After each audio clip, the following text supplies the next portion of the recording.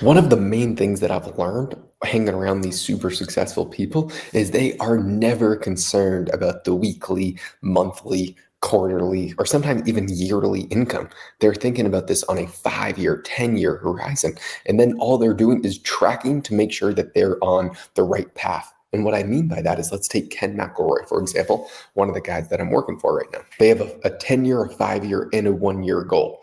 And then what they do is they have quarterly kind of mission meetings where they're making sure that they are on track to make sure that they are most likely going to achieve those goals and where if they're going in the right direction, etc. But they're always thinking about it on if we do this today, will it affect us in 10 years? And how will it affect us in 10 years? Which is so counterintuitive to what I was doing and thought was right. I was so concerned about my monthly income. That's all I cared about.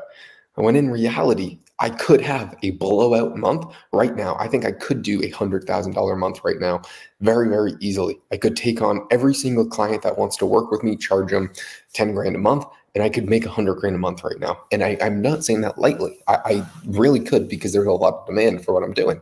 But then what would happen? I wouldn't be able to service all those people. My reputation would go to shit. I would lose all the clients. I would go from I would go to down to making $4,000 a month afterwards, after 4 or 5 months after fucking everything up.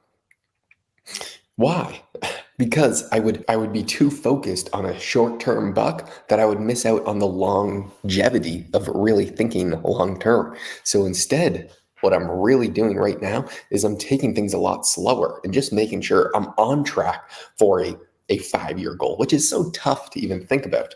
Because if you told me 3 years ago what your goals would be, I'm doing more now than what I ever would have dreamed of 3 years ago. So it is tough, especially when you're young and you don't have a lot of life experience to set these massive goals.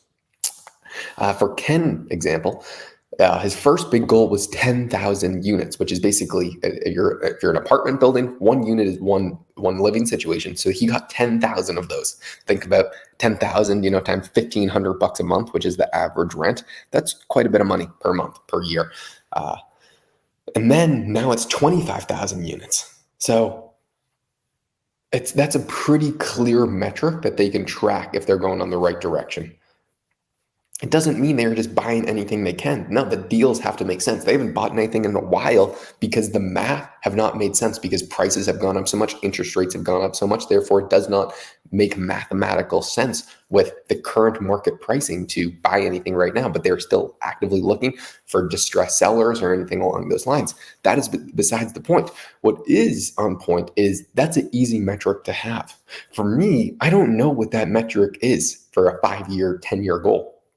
I genuinely don't know because it would be more of an income stream or the amount of employees that I have. So that's the big work that I need to do is find a metric that I can track that will be the one thing that I'm focused on. Todd Davis, if you saw that interview that I did with him walking around the Phoenix Open golf course, that's his one thing. He was the guy who started LifeLock. His was monthly subscriptions. He said, if we can get monthly subscriptions on LifeLock, then we are in the right direction. The more, just get as many as humanly possible. And they got 1 million in 1 year. Absolutely unreal. Again, besides the point, I don't know what my one thing is. And if you are a younger person, you don't have enough life experience and your business model changes. At least for myself, my business model changes and adapts with the new skills that I learned so quickly.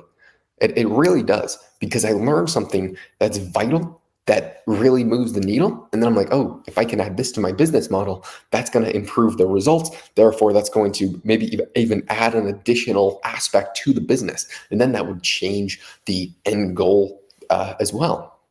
So I don't know if it's necessarily wrong to not have a 5-year goal when my business is developing so much. I think it matters more once you really have something off the ground and you aren't developing the business as much, I think, but I genuinely don't know. It could just be my naiveness and my lack of clarity for the next 5 years that is preventing me from being able to see what metric I need to look at. But that's important for everything. If I do want to scale to, let's say, on the 5-year period and I want to hire people, there has to be metrics that I can track for those people. That's one of the most important things that I've seen for scaling a business and hiring people. They have a direct metric that you can track if they are on the right path or not. And Ken's not even looking at it on a monthly target. Oh, if the employee comes in, monthly targets don't matter. Quarterly targets. Do they really start to move the needle? Yearly targets, do they really start to move the needle? And I don't know. I don't know what those metrics would be. That's what I need to think of. And that's the only way I'll be able to scale. And I'm sure there's somebody else who has a small business, not many employees, and they're kind of stuck as to how to really get it off the ground and scale. That's one of the key things that I've seen. It's having these metrics. When you hire someone, you know exactly what their goal is. They know what their goal is, but they also know what the overarching mission is, what they're working towards. And sometimes the goal that your employee is working towards is different than the long-term goal, right? Ken's goal is 25,000 units, but my goal he has different departments in his business. So my goal is not helping him with the real estate. It's helping him with the social media and the online products. But the more views he gets there, the more people who will invest in his fund. So it is correlated, but not a direct causation. I'm not directly helping him buy properties. So I have different goals than someone that's in the acquisition side of his team. But I still have metrics. So he has all these departments because he has hundreds of employees of people that are all working towards different goals, but all those goals are sub-metrics of the main thing that really matters. And that's pretty insane to think about. It really, truly is. So that's the limiting factor for me right now. And I think a lot of people out there, one, I didn't even know about this.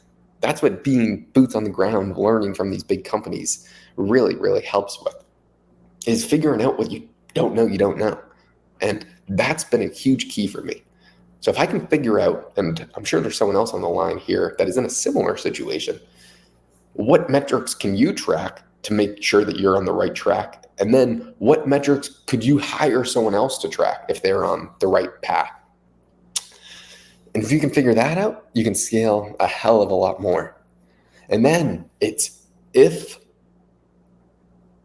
there's a department or any segment of the business that is one standard deviation above the target or one standard deviation below the target, then you need to focus a lot of attention on that.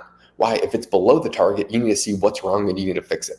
That's what Todd Davis told me. And if you watch that interview, these videos suck when it's just me. They're like, that video I did on the golf course with Todd Davis, you gotta watch it.